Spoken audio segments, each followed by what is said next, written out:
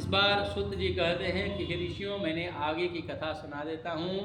एक बार की बात है कि तुंगध्वज नाम के राजा थे। वो अपने प्रजा से इतना प्रेम करते हैं जितना अपने पुत्र से नहीं करते थे, और उतना प्रेम करने के बाद भी एक बार को बुद्धि जाग गई, मन में विचार आ गया कि मैं सत्यनारायण, मैं इस बार शिकार करने के लिए अवश्य जाऊंगा, मुझे कौन रोकने वाला है।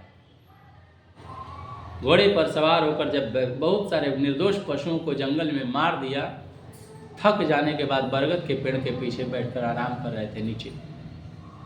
कुछ दूरी पर ग्वाला लोग मिलकर सत्यनारायण भगवान का पूजन कर रहे थे। राजा के मन में अहंकार आ गया था।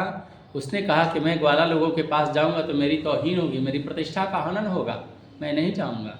और अहंकार जब आता है तो बुद्धि मारी जाती है व्यक्ति की, क्या उचित क्या अनुचित नहीं समझ पाता, किसको सम्मान देना चाहिए नहीं देना चाहिए वो भी नहीं समझ पाता। तुरंत भगवान को भी प्रणाम नहीं किया। जब उनका पूजन समाप्त हुआ तो सोचे कि राजा श्रेष्ठ है, सबसे पहले प्रसाद उन्हीं को दे। राजा के पास प्रसाद लेकर आए तो राजा ने प्रसाद को अनादर कर दिया, नहीं लिया, बोला नहीं लेंगे। फिर क्या हुआ, वो लोग अपने ग्रुप में जा कर के सभी लोगों को प्रसाद वितरण किया, और प्रसाद वितरण करने के बाद अपने घर की ओर कीर्तन करते हुए चले गए।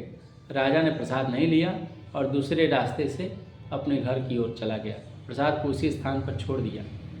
घर पर गया तो उसके 100 पुत्र थे, सब मर गए, धन धान्य जितना था अस्त व्यस्त हो गया, सब नष्ट हो गया। अब उसने सोच लिया कि लगता है कि सत्यनारायण भगवान के शाप के कारण ये सब कुछ हमारे जीवन में हुआ, इसलिए वहाँ जाना चाहिए जहाँ भगवान का पूजन हो रहा था। बोले ना, जब कष्ट भोग लेता है आदमी तो दिमाग ठिकाने लग जाता है, इसलिए कष्ट होना जरूरी भी है। वहाँ पर गया, ग्वाला लोगों को निमंत्रण दिया और अपनी धन संपत्ति को मिलाकर विधि विधान के साथ सत्यनारायण भगवान का पूजन किया, भगवान से क्षमा मांगी, भगवान ने कृपा की, पुनः उसको यथावत पूरी तरह से धन संपत्ति उपस्थित हो गया, और तब से वो सत्यनारायण भगवान का वह भी पूजा करने लगा। बहुत भक्ति जागृत हुई और जीवन में सुख भोग कर मरने के बाद वैकुंठ को गया। अब आप लोगों को सारांश के रूप में मैं कथा सुना देता हूँ कि जिन लोगों ने सत्यनारायण भगवान का पूजन किया, अगले जन्म में उनके साथ क्या हुआ, जानना चाहेंगे? नहीं जानना चाहेंगे? तो सबसे पहले किसने किया था सत्यनारायण भगवान का पूजा, बताइए बताइए, हम देख रहे हैं ना, आप लोगों ने कथा सुनी तो बताइए कि सत्यनारायण भगवान का पूजा सबसे पहले किसने किया?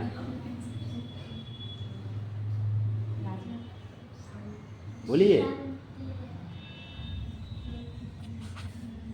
ये बातें प्रमाणित करती हैं कि आप लोग यहाँ थे नहीं, केवल शरीर आपका यहाँ पर है, और कथा सुनने का इसीलिए लाभ नहीं मिलता है लोगों को। ये इसका राज मैं बता देता हूँ आज आप लोगों को। आज बहुत सारे लोगों को आप देखते हो कि सत्यनारायण भगवान की पूजा तो सबके घर घर में होती है, अक्सर होती है, लेकिन जितनी महिमा बताई गई उसका लाभ नहीं मिलता है। क्यों? यही कारण, लोग बैठते हैं, कथा सुनते हैं, ध्यान कहीं और होता है। इसलिए तन मन से एकाग्रचित्त होकर जब आप सुनेंगे तभी इसका लाभ मिलेगा।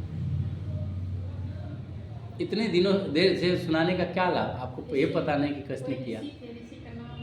शतानंद नाम के ब्राह्मण थे जिन्होंने सत्यनारायण भगवान का पूजन पहले किया था। अगले जन्म में भी ब्राह्मण के रूप में ही जन्म हुआ और सुदामा के रूप में जन्म हुआ, और भगवान श्री कृष्ण का ध्यान करते करते मोक्ष को प्राप्त हो गए। दूसरी बार सत्यनारायण भगवान का पूजा किसने किया, बताइए? लकड़हरा ने किया। तो दूसरे जन्म में भील गुह राज के रूप में जन्म लिया और श्री राम जी की सेवा करके वैकुंठ धाम को प्राप्त किया। तीसरी बार सत्यनारायण भगवान का पूजा किसने किया? नहीं, राजा रानी किए। तो तीसरी बार दशरथ के रूप में, राजा के रूप में ही जन्म हुआ और श्री रंगनाथ जी की पूजा करके वैकुंठ धाम को प्राप्त किया। चौथी बार किसने किया? साधु बनिया ने किया।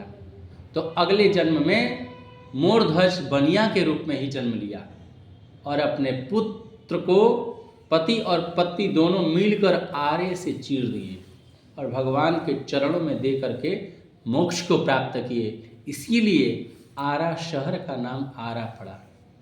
ठीक है, पांचवा कौन सुना?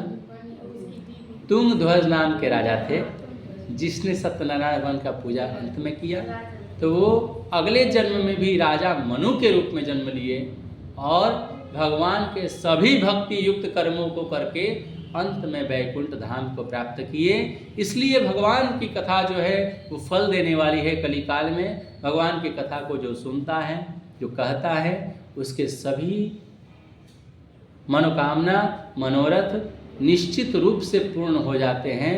इसमें तनिक मात्र भी संदेह नहीं है। इसलिए कलयुग में इससे छोटा और दूसरा कोई उपाय नहीं है। सत्यनारायण भगवान की पूजा फल देने वाली है। इसीलिए भगवान को कोई काल, कोई सत्य, कोई ईष्ट, कोई सत्यनारायण, कोई सत्यदेव कहते हैं।